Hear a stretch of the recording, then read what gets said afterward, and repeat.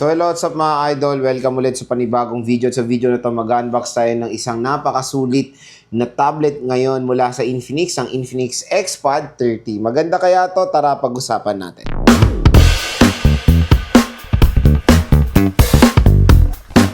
Panibagong tablet na naman ang ating i-unbox and ito ay mula sa Infinix, ang Infinix XPad 30. So na-unboxan natin yung very famous din na Infinix XPad 20. So, ito is 30E naman tayo magpo-focus ngayon.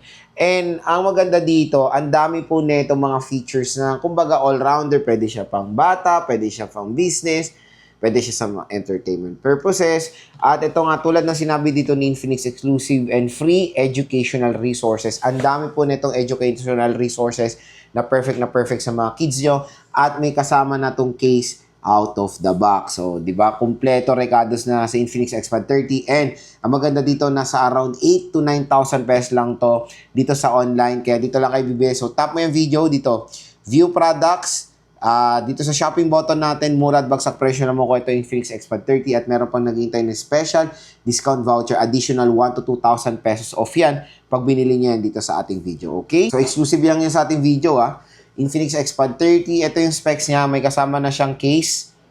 So, meron siya exclusive and massive free resources or all-in-one learning capability, your AI tutor, 11-inch Full HD Plus 1080p resolution with SIM card support. So, pwede nyo itong gawing cellphone, di ba? Lakas ng trip nyo.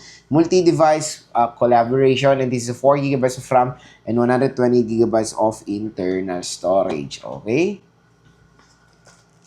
So, ayan yung tablet. Ito yung kasama. Meron tayong case. Meron tayong cable.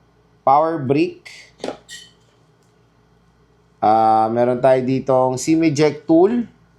And warranty card. So, yun lang naman. Meron tayong warranty card and user manual. So, yun lang naman yung content ng box. Very simple lang. So, dito tayo sa mismong tablet.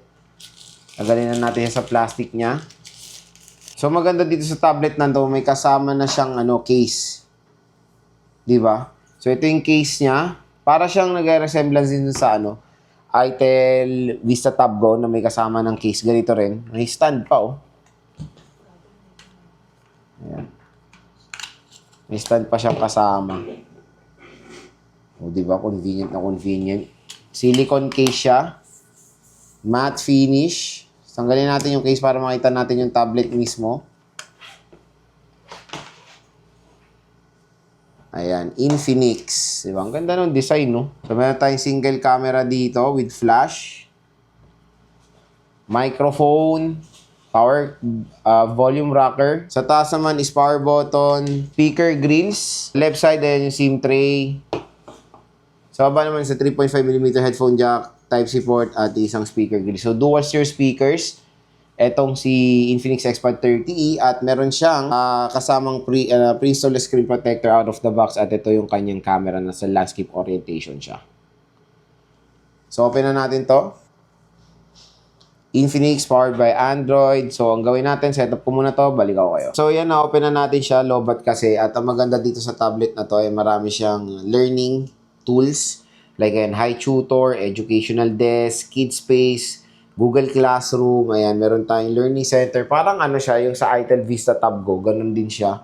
Maraming mga learning tools para sa mga anak nyo. So, hindi lang siya pwede pang laro, pang negosyo. Pwede rin siyang gamitin sa educational purposes. Sa about phone niya naman, ayan, 128GB, 4GB of RAM.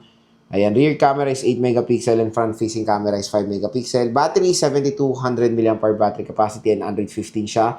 And in fairness, sa display quality niya, okay naman, napata sa resolution and mataas yung nits of brightness. And ang maganda dito, mura lang siya, tapos 11 inches na itong si Infinix XPad 20. Kaya again mga idol, ayan, napakaganda, may stand pa. Diba? Kaya kung interested kayong bilhin itong tablet na to, dito lang kayo bibili sa ating product link dito sa ating shopping button. Pwede siya pang laro, pwede siya kahit saan, all-rounder, kumbaga. Infinix XPad 30.